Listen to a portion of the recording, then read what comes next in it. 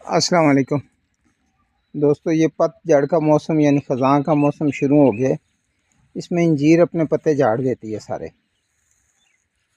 ये आप देखें, इसके सारे पत्ते झाड़ चुके हैं। अभी इसकी साइड पे ये खाला बनाया है। खाले के साथ जब भी आप खाला बनाएं तो कोशिश करें कि उसकी जो कैनोपी पौधे की बनती है उसकी गोलाई तक ये खाला हो।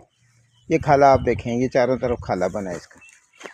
और मिट्टी जो है ना, 1 फुट तने के साथ इस तरह लगाएं कि पानी तने को डायरेक्ट टच ना करे, क्योंकि जब पानी टच करता है तो इसकी जिल्द गलना शुरू हो जाती है और कीड़े पैदा होते हैं, ख़राबियाँ होती हैं।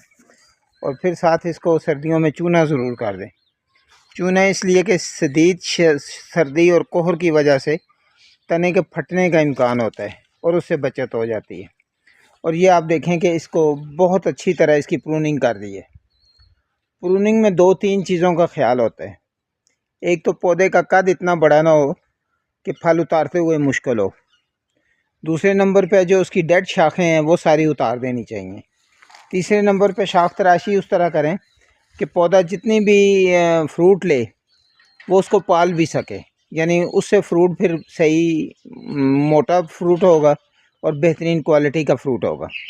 तो उसके साथ बेशुमार जो शाखें हैं उनसे बचें। तो ये प्रूनिंग का सही तरीका है।